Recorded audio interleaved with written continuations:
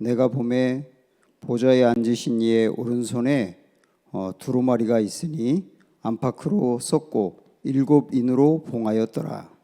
또 봄에 힘 있는 천사가 큰 음성으로 외치기를 누가 그 두루마리를 펴며 그 인을 떼기에 합당하냐 하나 하늘 위에나 땅 아래에 능히 그 두루마리를 펴거나 보거나 할 자가 없더라.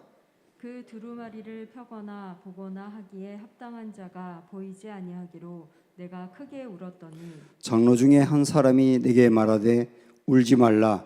유대 지파의 사자 다윗의 뿌리가 이겼으니 그 두루마리와 그 7인을 떼시리라 하더라. 내가 또 보니 보좌와 네 생물과 장로들 사이에 한 어린 양이 서 있는데 일찍이 죽임을 당한 것 같더라. 그에게 7뿔과 7눈이 있으니 이 눈들은 온 땅에 보내심을 받은 하나님의 7영이더라. 그 어린 양이 나와서 보좌에 앉으신 이의 오른손에서 두루마리를 취하시니라. 그 두루마리를 취하심에 네 생물과 24 장로들이 그 어린 양 앞에 엎드려 각각 검은 고와 향이 가득한 금 대접을 가졌으니 이 향은 성도의 기도들이라. 그들이 새 노래를 불러 이르되 두루마리를 가지시고 그 인봉을 떼기에 합당하시도다. 일찍이 죽임을 당하사 각 족속과 방언과 백성과 나라 가운데에서 사람들을 피로 사서 하나님께 드리시고 그들로 우리 하나님 앞에서 나라와 제사장들을 삼으셨으니 그들이 땅에서 왕노릇 하리로다 하더라. 내가 또 보고 들음에 보좌와 생물들과 장로들을 둘러선 많은 천사의 음성이 있으니 그 수가 만만이요 천천이라. 큰 음성으로 이르되 죽임을 당하신 어린 양은 능력과 부와 지혜와 힘과 존귀와 영광과 찬송을 받으시기에 합당하도다 하더라. 내가 또 들으니 하늘 위에와 땅 아래와 바다 위에와 또 그 가운데 모든 피조물이 이르되 보좌에 앉으신 이와 어린 양에게 찬송과 존귀와 영광과 권능을 세세토록 돌릴지어다 하니 네 생물이 이르되 아멘 하고 장로들은 엎드려 경배하더라. 아멘. 네, 오늘 우리가 5장을 보도록 하겠습니다. 계속 우리가 지금 보고 있습니다만은 요한계시록은 아주 심각한 박해 상황에서 믿음을 지키기가 굉장히 어려운 상황, 실제 믿음을 버리는 사람도 있는 이 상황에서 어떻게 하면 믿음을 굳건히 지키며 이긴 자가 될 수 있느냐, 이긴 자가 되도록 권면하고 있는 거거든요. 지난번 보았던 4장에서는 요한에게 하나님 나라를 먼저 보여주었어요. 이 땅에서 고난을 당하고 특별히 로마의 그 황제에 의해서 박해를 당하고 있는 그 상황에서 하나님의 나라를 딱 보고 나니까 야, 보좌에 하나님이 정말 앉아 계시고 하나님을 둘러서 예수님과 성령님이 계시고 구원받은 모든 백성들과 또 천사들이 함께 하는구나 하는 걸 볼 때 요한이 깨달은 것은 뭐냐면 하나님의 나라가 정말 있구나. 그리고 그 나라가 너무나 아름답구나. 내가 그 나라에 가겠구나. 하나님의 나라를 보고 나니까 이길 수 있는 힘이 생긴 거예요. 우리에게도 굉장히 큰 고난을 당하거나 신앙의 어떤 위협을 당할 때 이 하나님의 나라를 볼 수 있는 눈이 열리는 거, 그게 중요하다는 거죠. 근데 언제 열린다 그랬냐면 예배 중에 열린다 그랬어요. 이 땅에서 예배를 드리지만 천상에서 예배를 드리는 것 같이 드릴 때 하나님의 나라를 미리 볼 수 있다. 그게 이제 4장이었습니다. 그리고 5장으로 넘어오면 또 다른 각도에서 하나님의 나라를 이제 보게 되는데요. 자, 우리 이제 5장 보도록 하죠. 1절 먼저 보시면 내가 봄에 또 봤습니다. 하나님의 나라를 본 겁니다. 보좌에 앉으신 이의 오른손에 뭐가 있냐면 두루마리가 있었다 그랬어요. 근데 안팎으로 썼고 7인으로 이렇게 봉하였다 이렇게 되어 있죠. 이 두루마리가 있습니다. 이 두루마리가 뭐냐면 앞으로 6장부터 이 두루마리가 이렇게 펼쳐지면서 하나하나 이제 이 두루마리 안에 있는 내용이 이루어지게 될 텐데, 이 두루마리는 뭘 의미하느냐면 심판을 의미합니다. 심판. 그 심판에 대한 그 앞으로 이루어질 심판이죠. 앞으로 이루어질 심판에 대해서 여기 다 기록된 것을 보게 된 거예요. 그런데 그게 봉하였다 그랬어요. 열려 있지 않고 꽁꽁 봉하여졌다. 더더욱 7인으로 봉하였다. 그래서 쉽게 열리지 않는다는 뜻이죠. 그래서 2절 보면 또 봄에 힘 있는 천사가 큰 음성으로 외치기를 누가 그 두루마리를 펴며 그 인을 떼기에 합당하냐. 야, 이 두루마리가 딱 펼쳐져야 뭔가 이제 심판이 이루어지기 시작하는데, 이걸 누가 떼겠느냐? 이렇게 질문하면서 3절 보면 하늘 위에나 땅 위에나 땅 아래에 능히 그 두루마리를 펴거나 보거나 할 자가 없더라. 어느 누구도 이 심판을 여는 두루마리를 펼 자가 없다. 안타까워하는 거죠. 그때 4절에 보면 그 두루마리를 펴거나 보거나 하기에 합당한 자가 보이지 아니하기로 내가 이제 울었다 그랬어요. 요한이 그걸 보고 울었단 말이에요. 왜냐하면 그때 당시의 상황으로 생각을 해보면 지금 요한도 그렇지만 많은 그리스도인들이 굉장히 큰 박해를 받고 있어요. 환란이 너무 심해서 이때 당시 요한이 이 요한계시록을 받고 있을 때에도 기독교인들 중에는 잡혀가는 사람, 고문당하는 사람, 순교당하는 사람들이 계속 생기고 있거든요. 그러니까 요한은 빨리 하나님의 심판이 이루어져야 이 고통당하는 우리 성도들이 살 텐데, 이 고난이 끝날 텐데, 이 심판이 이루어지지 않으니까 이게 떼져야 이루어지는데, 이 두루마리에 인이 떼야 이루어지는데 그걸 뗄 사람이 없으니까 너무나 안타까워서 울었다는 거거든요. 언제 이 심판이 빨리 이루어져야 되는데 언제입니까? 라고 울었다는 얘기예요. 그때 5절 보니까 장로 중에 한 사람이 내게 말하되 울지 말라 그러면서 유대지파의 사자 다윗의 뿌리가 이겼으니 그 두루마리와 그 7인을 떼시리라. 여기에 그 두루마리와 7인을 뗄 분이 있다는 거예요. 뗄 분이 있다. 아무도 없는데 이분만 그걸 뗄 수 있다. 그분이 누구라는 겁니까? 그분이 예수님이거든요. 그런데 예수님을 일단 뭐라고 여기서 예수님을 묘사하고 있느냐면 유대 지파의 사자라고 예수님을 표현하고 있어요. 사자라고 표현을 하고 있고, 그 다음에 이 인을 뗄 분이, 다시 말하면 심판을 이루실 분이 예수님인데 예수님에 대해서 사자 같은 분이라고 표현하고 있다고요. 이 사자 같은 분이라고 하는 것은 뭘 의미하겠습니까? 동물 중에서 가장 사납고 세고 이기는 동물이 사자지 않습니까? 그래서 여기서 말하는 사자라고 하는 의미는 역시 심판을 의미하는 겁니다.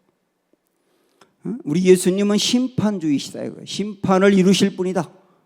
아주 강력하게 심판을 이루실 분이다 라고 예수님을 묘사하고 있습니다. 그런데 6절로 넘어가 보면 이 7인을 떼시고 두루마리대로 심판하실 분인데 또 다르게 예수님을 묘사하고 있어요. 어떻게 표현하고 있냐면 6절 보시면 내가 또 보니 보좌와 네 생물과 장로들 사이에 한 뭐라고 그러냐면 어린 양이 서 있는데 라고 표현하고 있습니다. 일찍이 죽임을 당한 것 같더라. 그러면 그에게 7뿔과 7눈이 있으니 이 눈들은 온 땅에 보내심을 받은 하나님의 7영이더라. 성령과 함께 한다는 뜻이죠. 하나님의 7영이라고 하는 말은. 근데 예수님에 대해서 아까 5절에서는 예수님을 뭐와 같다고 표현했다고 그랬죠? 사자와 같다. 사자와 같다는 말은 어떤 의미라 그랬어요? 강력하게 심판하실 분. 그런데 어린 양은 사자와 비교를 해보면 정말 힘이 없는 거죠. 힘이 없잖아. 양 중에서 그나마 또 어린 양이니까.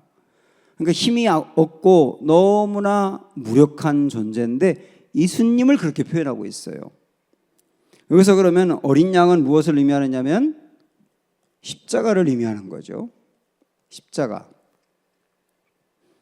그래서 사자 같다라고 하는 말은 심판을 의미하고, 어린 양 같다고 하는 말은 어린 양처럼 대신 죽어서 죄인들을 살려내신 분, 그 십자가를 의미하고 있단 말이에요. 그러니까 우리 예수님의 그 모습 두 가지를 여기서 강조하고 있습니다. 심판주이며 구원주가 되시는 거죠.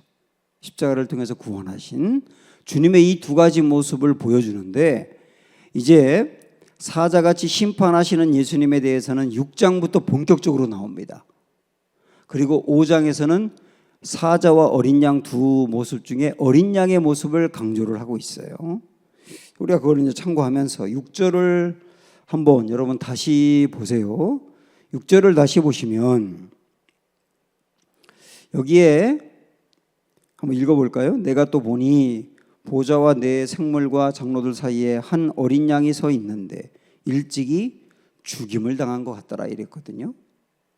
그러면 여기서 이제 어린 양 그리고 죽임을 당한 것 같다고 하는 말은 아까 얘기한 것처럼 십자가를 통한 구속을 이루신 것을 강조하는 거 아닙니까? 그래서 우리 예수님을 어린 양이라 이렇게 표현도 하잖아요. 그러면 여러분 이런 생각을 한번 해보세요. 요한이 하나님의 나라를 눈을 열어서 이렇게 봤는데 예수님의 모습이 보이는데 사자같이 보이기도 하지만 어린 양같이 보이기도 했단 말이에요. 근데 어린 양인데 그 어린 양의 모습이 죽임을 당한 흔적이 보이는 어린 양이었어요. 죽임을 당한 흔적이 보이는 어린 양. 그 죽임을 당한 것 같더라 그렇게 표현하고 있지 않습니까? 그러니까 십자가에서 죽임을 당한 흔적이 있는 어린 양이 보였다고요. 하나님의 나라에서. 그러면 하나님의 나라를 봤을 때 우리 예수님은 부활하셨고 그 다음에 하나님의 나라에 가셨기 때문에 굉장히 영광스러운 모습이 보여야 되잖아요. 십자가에서 돌아가신 모습이 아니고 굉장히 영광스럽고 화려한 모습이 보여야 맞잖아요. 그런데 요한이 본 예수님의 모습은 십자가에서 죽임을 당한 흔적을 가진 모습이었다는 거예요. 그게 좀 이상하지 않습니까?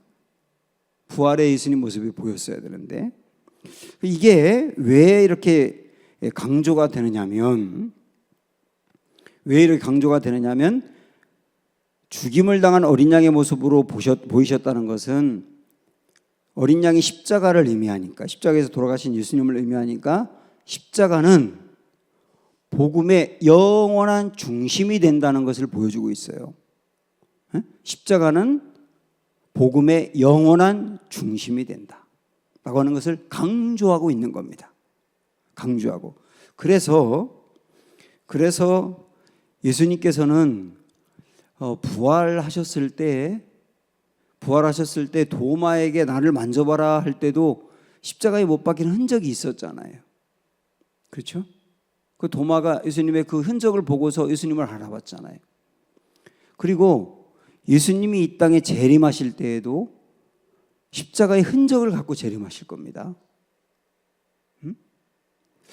우리가 언뜻 생각하면 이 땅에 재림하실 예수님은 아주 영광스러운 모습으로만 재림할 것 같은데 십자가의 흔적을 갖고 있는 예수님이 재림하실 거라고요. 한번 찬송가 여러분 240장 한번 펴보시겠어요?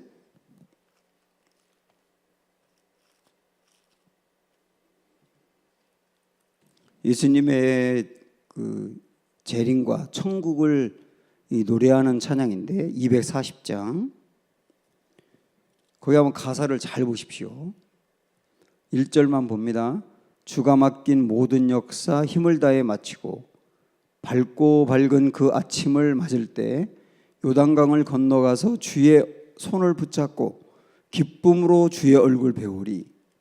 그 다음에 후렴에 나의 주를 내가 그의 곁에 서서 배우며 나의 주를 손에 못자국을 보아 알겠네 이랬거든요.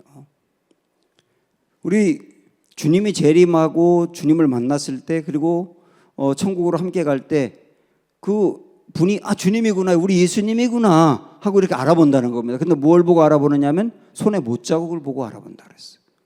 그 재림할 때 그리고 우리와 함께 하나님 나라에 갈 때 그 모습이 십자가의 흔적이 있는 예수님이다 라고 하는 거. 이걸 통하여 십자가가 복음의 영원한 중심이 된다 라고 하는 것을 굉장히 중요하게 강조하는 것이고요. 십자가가 그렇게 영광스러운 것이라고 하는 것.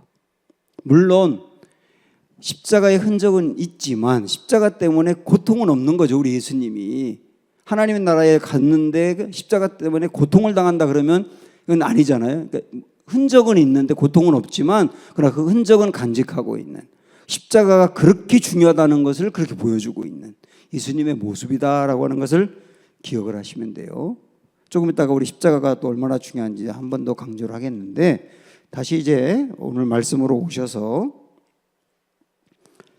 이제 그런 예수님의 모습을 보았어요. 그 다음에 7절 보시면 그 어린 양이 나와서, 예수님이 나와서 보좌에 앉으신 이의 오른손에서 두루마리를 취하시더라, 그렇게 되어 있습니다.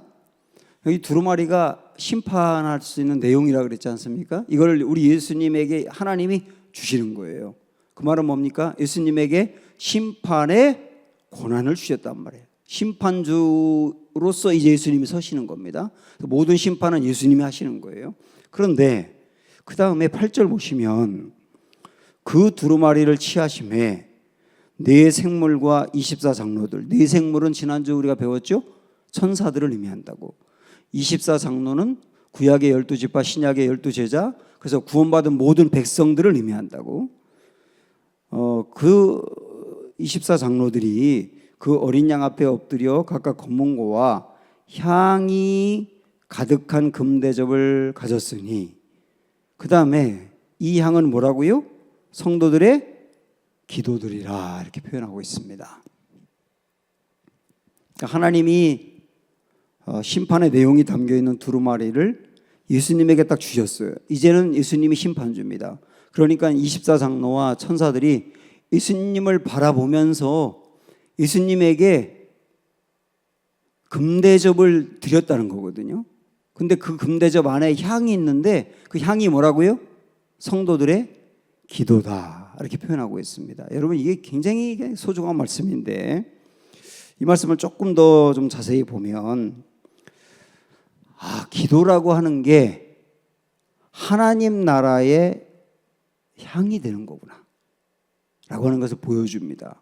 그러니까 성도들이 이 땅에서 우리가 기도를 하는데 이 기도가, 성도들이 드리는 기도가 얼마나 귀한 것이냐면 하나님 나라의 향이 된다는 거예요. 그래서 여기만 나오는 게 아니라 시편 141편 2절을 그냥 읽어드릴게요. 시편 141편 2절에 보면 나의 기도가 주의 앞에 분향함과 같이 되며, 나의 기도가 주의 앞에 분향함과 같이 되며, 구약의 성막과 성전에 분향단이 있는 거 아시죠? 항상 향이 이렇게 피어오르는 분향단이 있었잖아요. 근데 여기서 이제 이 고백이 뭐냐면 나의 기도가 그 분향단의 향 같다는 거예요. 이 성막과 성전이 하나님 나라의 모형이라고 한다면 성도의 기도는 하나님 나라의 향이 된다는 말씀이 여기도 나와 있는 거 아닙니까? 이게 우리에게 굉장히 소중한 거라고요. 우리가 기도를 해서 응답을 받든 응답받지 않든 그런 것 떠나서 여러분이 매일매일 주 앞에 드리는 기도가 뭐가 된다? 하나님 나라의 향이 된다.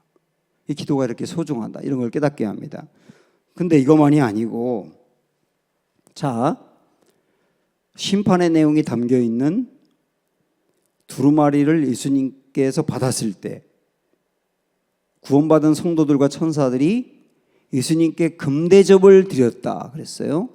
근데 그 금대접 안에는 향이 있는데 그 향이 성도들의 기도를 의미한다.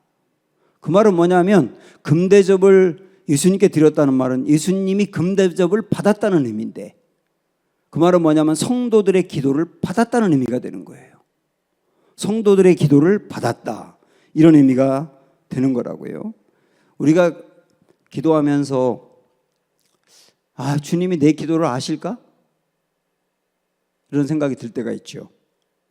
내 간절한 기도와 그리고 너무너무 힘들어서 드리는 이 눈물, 그리고 그러면서도 힘들어도 믿음을 지키기 위해서 눈물 흘리면서도 기도하며 흔들리지 않으려고 하는 이런 우리의 모습들 주님이 알까?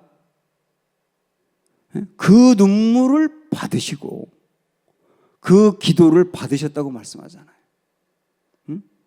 그러니까 여러분께서 주 앞에 이렇게 믿음을 지켜나가면서 흘렸던 눈물 하나도 마르지 아니하고 주님이 그 눈물을 받으시고 기도를 받으셨다. 이 마음을 품고 기도하시란 말이에요. 우리의 기도를 받으시는 주님이란 얘기죠. 자, 조금 더 이 부분을 조금 더 강조를 하면 지금 성도들의 기도를 주님 받으셨다 그랬는데 이 기도에는 어떤 것들이 있냐면 이런 게 있는 겁니다.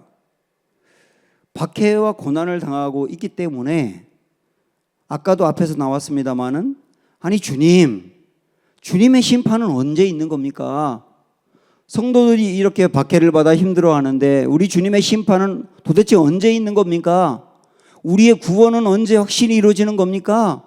이렇게 기도를 했지 않습니까? 이런 한탄을 하며 기도한 이들이 있어요.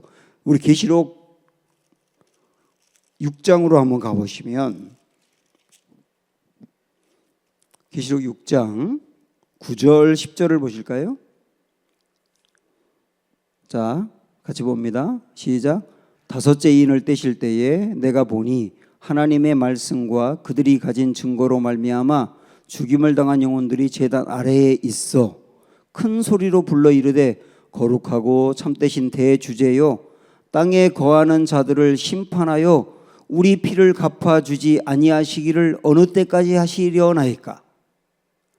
그러니까 순교를 당하여 하나님 나라에 가 있는 그 성도들이 주님의 제단 앞에서 주님께 기도하는 게 뭐냐면 주님 지금도 심판이 이루어지지 않아서 여전히 우리같이 순교당하는 사람이 있고 고난당하는 사람이 있고 여전히 예수 믿는 사람을 박해하는 세력들이 있는데 하나님의 심판은 언제 이루어지는 겁니까? 우리가 그렇게 드린 기도는 언제 이루어지는 겁니까? 지금 고난당하는 성도들이 이 땅에서 드리는 기도는 도대체 언제 이루어지는 겁니까? 이루어지는 게 맞습니까? 이렇게 이제 물었다는 거죠. 자, 그럼 그 다음 보세요. 8장으로 가보시면 8장 3절, 4절, 5절 보겠습니다. 3, 4, 5절 시작. 또 다른 천사가 와서 제단 곁에 서서 금 향로를 가지고 많은 향을 받았으니 이는 모든 성도에 뭐라 그랬어요? 기도와 합하여 똑같이 또 나오죠. 합하여 보좌 앞 금제단에 드리고자 함이라. 그러니까 천사들이 성도들이 드린 기도를 가지고 하나님께 이렇게 올려드렸다는 얘기죠. 이 말씀은 그죠? 그러니까 그 다음에 4절 보면 향연이 성도의 기도와 함께 천사의 손으로부터 하나님 앞으로 올라가는지라. 그러니까 성도의 기도가 하나님 앞에 올라간다는 거예요. 떨어지지 않고. 그래서 우리 옛날에 그런 말 많이 했잖아요. 기도가 상달된다라고 하는 게 하나님께 올라간다는 의미로 그렇게 표현한 거거든요. 근데 여기서 끝나는 게 아니라 5절 보시면 천사가, 이 천사는 누구냐면 성도의 기도를 하나님께 가지고 올라갔던 천사거든요. 천사가 향로를 가지고 제단에 불을 담아다가 땅에 쏟음에, 이랬어요. 땅에 쏟음에 우레와 음성과 번개와 지진이 나더라. 여기에 우레와 음성과 번개와 지진은 하나님의 임재를 표현하는 겁니다. 하나님의 임재. 그러니까 이런 그림이에요. 성도가 기도할 때 그 기도를 천사가 그 기도를 모아 하나님께 올려드리니 하나님이 그걸 받으시고 그 천사에게 다시 하나님 나라의 하나님의 어떤 임재를 천사를 통하여 다시 이 땅에 부었다는 얘기예요. 그게 응답을 말하는 겁니다. 응답을 이렇게 표현을 하는 거거든요.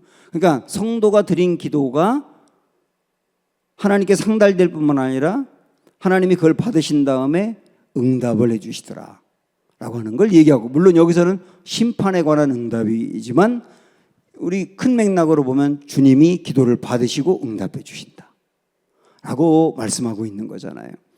여러분 기도할 때 이 말씀을 꼭 기억하세요. 정리하면 기도는, 성도의 기도는 하나님 나라의 향이다.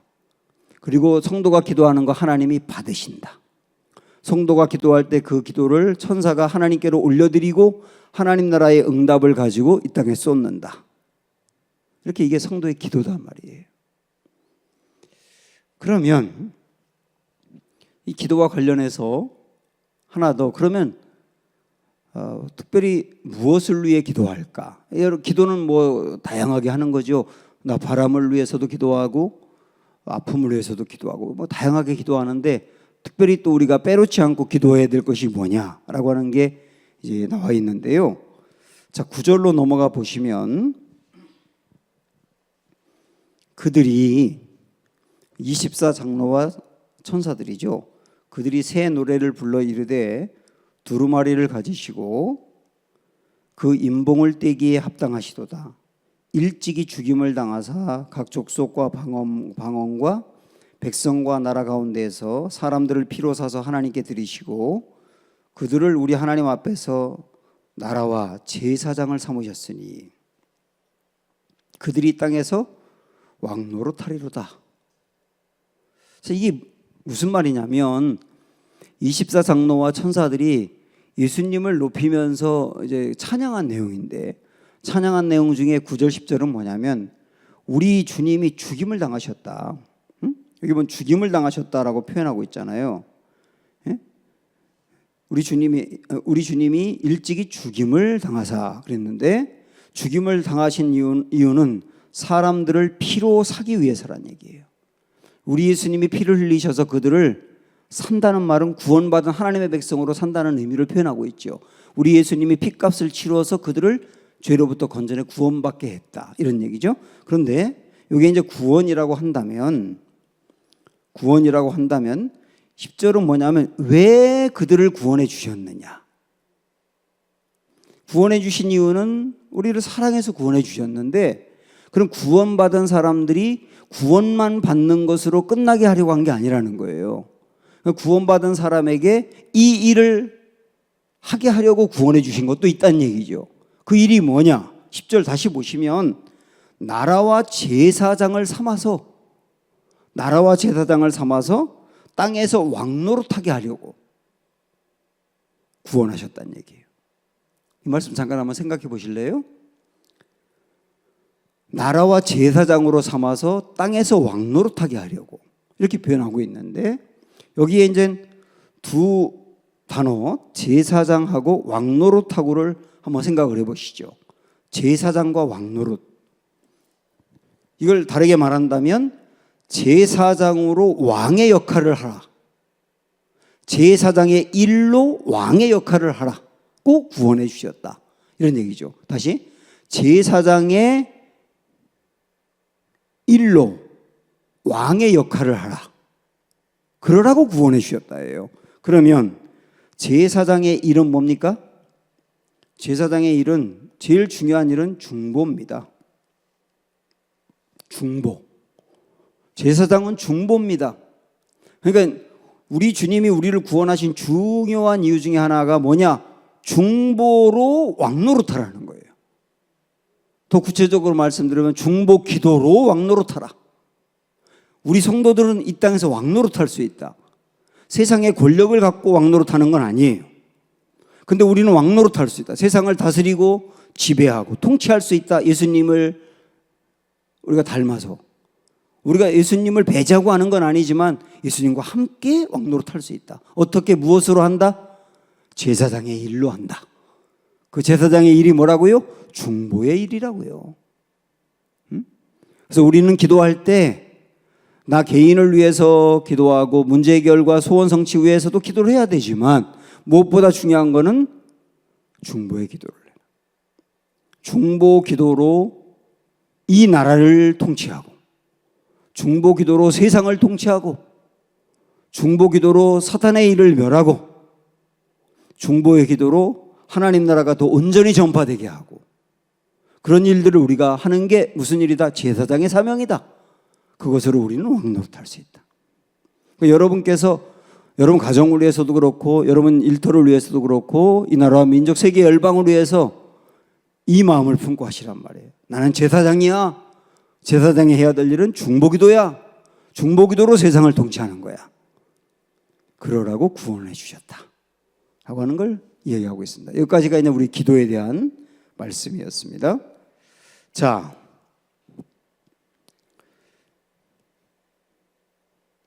그러면 이제 그들이 하나님의 나라에서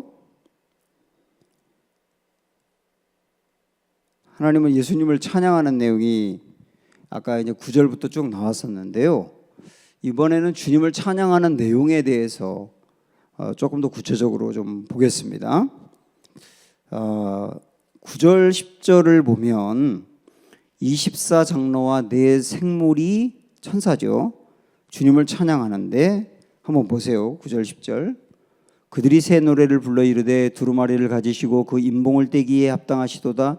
일찍이 죽임을 당하사 각 족속과 방언과 백성과 나라 가운데서 사람들을 피로 사서 하나님께 드리시고, 여기 아까 중요한 게 뭐라고 그랬어요?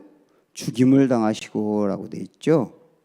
그 다음에 10절에 그들로 우리 하나님 앞에서 이렇게 쭉 나와 있습니다. 이 기도를 이 찬양을 하고 나니까 그 다음에 11절 보시면 이번에는 누가 또 찬양하냐면 내가 또 보고 들음에 보좌와 생물들과 장로들을 둘러서 많은 또 천사들, 이 생물들도 천사를 의미하지만 또 다른 많은 천사들, 그 수가 얼만큼 되느냐면 만만이요 천천인 수많은 천사들이 예수님을 찬양해요.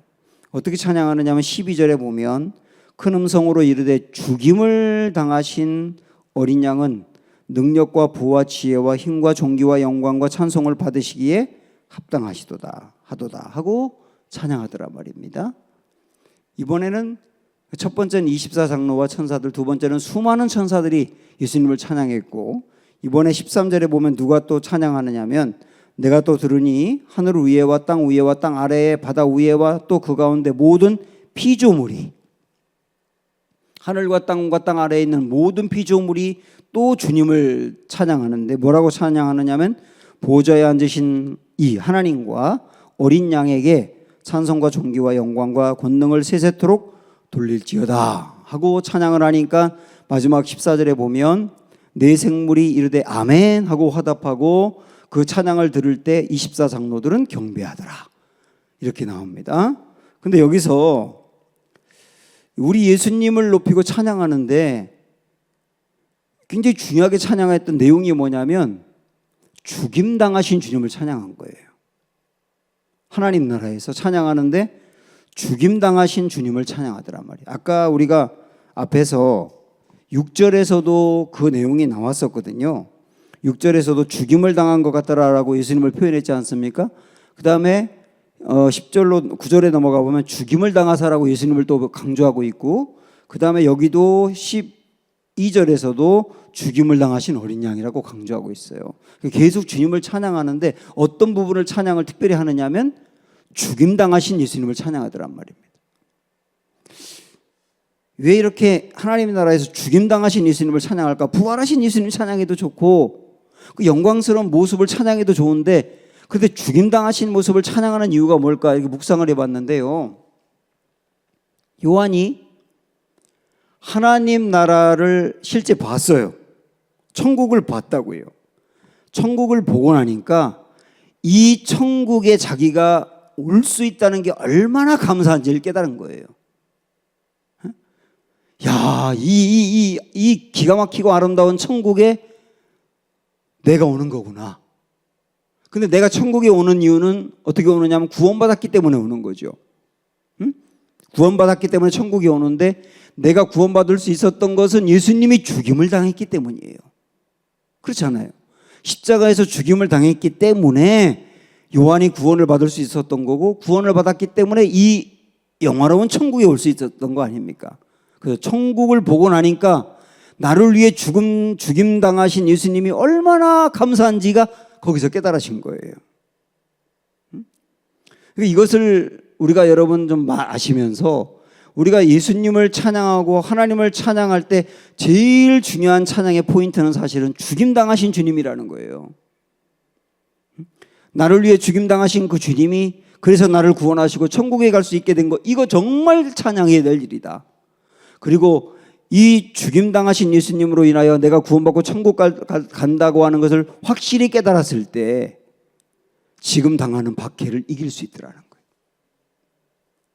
그래서 우리가 고난을 이기는 것도 정말 이걸 깨달았을 때, 내 눈이 하나님 나라를 보고 이걸 정말 깨달았을 때 죽임당하신 예수님을 붙잡으면 고난을 이길 수 있는 힘이 생기더라 하는 말씀으로 연결되는 거예요.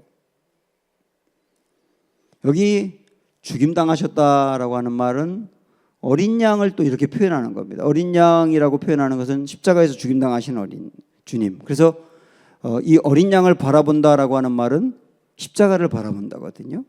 십자가를 바라본다. 그래서 우리가 이 땅에 살면서도 지금도 여러분 예배 끝나고 딱 밖으로 나가면 굉장히 많은 십자가가 보이죠. 우리나라의 교회가 그렇게 많지 않습니까?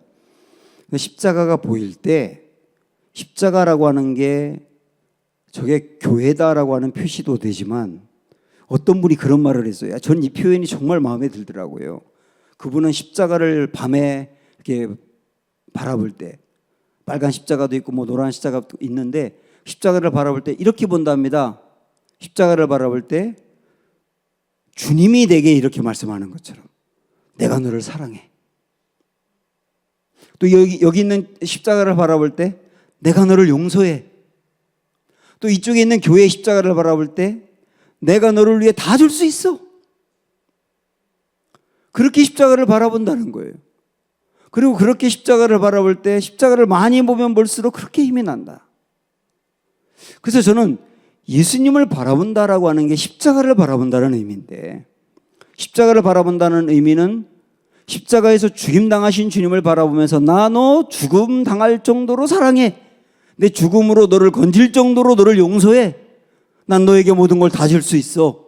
영원히 너를 포기하지 않고 사랑해.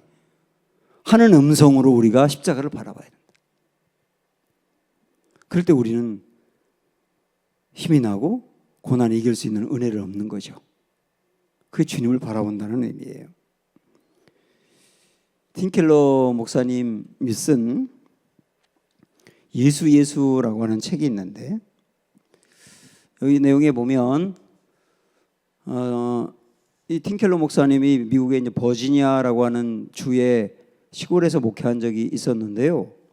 이 마을에 굉장히 가난하고 혼자 아이를 키우는 어떤 젊은 여자 그 분이 있어서 그분을 전도했다는 거예요.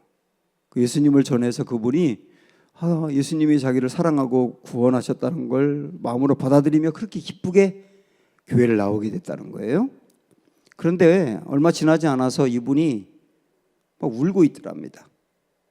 그래서 왜 그렇게 우느냐라고 물어봤더니 이분의 언니가 있는데 언니가 그랬답니다. 자기 언니에게 언니 나 예수님을 믿고 구원받았어.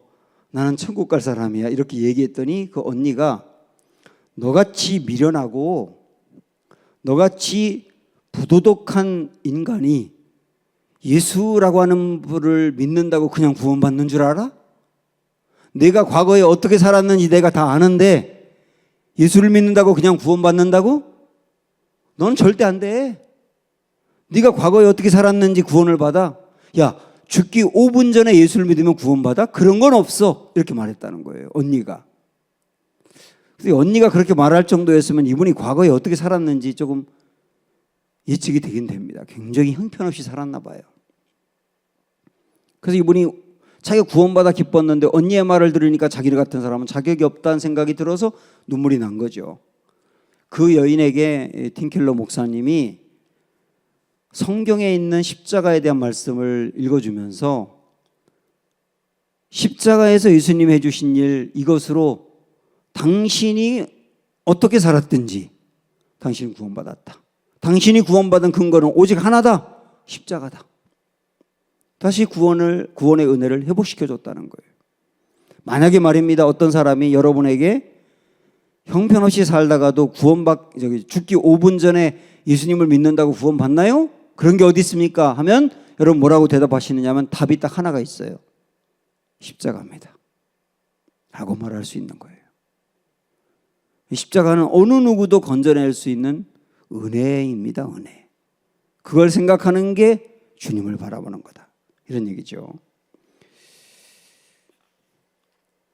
하나 더 얘기를 좀 말씀을 드리면, 어떤 사랑보다 더 큰 사랑을 만나면 그보다 더 큰 사랑보다 작았던 사랑을 잃어버렸다고 해서 넘어지지 않고 이겨낼 수 있어요. 이게 무슨 말이냐면 이 얘기를 한번 들어보세요. 옛날에 그 미국의 콜롬비아호가 이제 우주를 여행을 하다가 폭발해가지고 7명의 우주인들이 다 죽었습니다. 근데 그렇게 죽은 우주인 중에 릭이라고 하는 사람이 있었는데 그 부인이 에블린이라고 하는 여인이거든요. 애들이 어려요. 근데 애들이 어린 채 이제 애들 아빠가 떠난 겁니다. 아빠가 이제 죽고 난 다음에 이 여인은 내 남편이 떠나고 난 다음에 우주선이 폭발한 다음에 내 인생도 송두리째 폭발했다. 그러면서 아이가 그러더랍니다. 엄마, 내 수학 숙제는 누가 도와주나요? 내가 결혼할 때 누가 날 데리고 입장하는 거죠? 이렇게 물어볼 때 심장이 터질 것 같았다는 거예요. 아파서. 나는 이렇게 내 남편이 그렇게 사랑했던 남편이 떠날 거라고 절대 생각을 못했다 라고 말하면서 굉장히 깊은 절망에 빠졌다는 겁니다. 그런데 그 절망에 빠져 있을 때 어느 날 주님이 나지막한 음성으로 이 여인에게 찾아온 거예요. 그러면서 뭐라고 마음에 확신을 줬느냐면 넌 헤쳐나갈 수 있어. 그러면서 그 다음 뭐라고 말하냐면 내가 너를 사랑하니까, 이렇게 말씀하셨다는 거예요. 그런데 그 음성을 듣는 순간 이 에블린이라고 하는 이 여인이 무엇을 깨달았냐면 남편이 나를 정말 사랑했는데 근데 그보다 더 큰 사랑이 있었다는 걸 깨달았다는 거예요. 그 사랑이 예수님의 사랑이죠. 남편이 그렇게 나를 사랑했지만 남편의 사랑보다 더 큰 사랑이 있었다. 그게 주님의 사랑인데 그 주님의 사랑은 변함이 없다. 주님의 사랑은 끊어지지 않는다. 주님의 사랑은 영원하다. 정말 깨달았다는 거예요, 그거를. 그러니까 가장 큰 사랑이 살아있다는 것을 아니까 남편의 사랑은 주님의 사랑보다는 작은 사랑이거든요. 그걸 잃어버렸을 때 이길 수 있더라는 거예요. 얼마나 귀한 얘기입니까, 여러분? 우리가 이것저것 많이 잃어버릴 수 있는데 꼭 여러분 마음에 붙잡으세요. 우리 주님의 사랑은 가장 큰 사랑이다. 가장 큰 사랑은 여러분 놓지 않으세요. 가장 큰 사랑이 지금까지 여러분 붙잡고 오셨어요. 이 가장 큰 사랑이 영원히 여러분과 함께 할 겁니다. 이거를 보여준 게 십자가거든요. 십자가에서 당신의 목숨을 다 줄 정도로 사랑하는 거. 이 사랑을 우리가 입었다는 것을 늘 마음에 새기면서 가장 큰 사랑을 붙드는 사람은 어떤 고난 가운데서도 넘어지지 않는다는 거. 이건 오늘 우리에게 주는 말씀이에요. 이게 주님을 바라보는 거고 십자가를 바라보는 거고 오늘 우리 말씀이 강조하고 있는 부분이에요. 이 귀한 일을 이루신 주님, 십자가에서 그래서 이 귀한 일을 이루신 주님을 오늘 24장로 천사들, 수많은 만만 천천의 천사들, 피조물들이 다 찬양했는데 여러분도 찬양해야 되지 않겠어요? 그래서 우리 주님을 한번 찬양하는 마음으로 이 말씀을 읽어보고 아까 불렀던 찬양을 하고 싶어요. 9절부터 다 같이 주님을 찬양한다고 생각하고 함께 읽도록 하겠습니다. 시작. 그들이 새 노래를 불러 이르되 두루마리를 가지시고 그 임봉을 떼기에 합당하시도다. 일찍이 죽임을 당하사 각 족속과 방언과 백성과 나라 가운데에서 사람들을 피로 사서 하나님께 드리시고 그들로 우리 하나님 앞에서 나라와 제사장들을 삼으셨으니 그들이 땅에서 왕노릇하리로다 하더라. 내가 또 보고 들음에 보좌와 생물들과 장로들을 둘러선 많은 천사의 음성이 있으니 그 수가 만만이요 천천이라. 뭐라고 찬양하느냐면 큰 음성으로 이르되 죽임을 당하신 어린 양은 능력과 부와 지혜와 힘과 존귀와 영광과 찬송을 받으시기에 합당하도다. 내가 또 들으니 하늘 위에와 땅 위에와 땅 아래와 바다 위에와 또 그 가운데 모든 피조물이 이르되 보좌에 앉으신 이와 어린 양에게 찬송과 존귀와 영광과 권능을 세세토록 돌릴지어다. 죽임당하신 주님은 찬송을 받으시기에 합당하시도다 라고 하는 거 여러분 오늘 마음에 새기시면서 이 가사를 그대로 만든 곡이 아까 우리가 불렀던 찬양이에요. 다시 한번 불러보도록 하고 그리고 기도하겠습니다.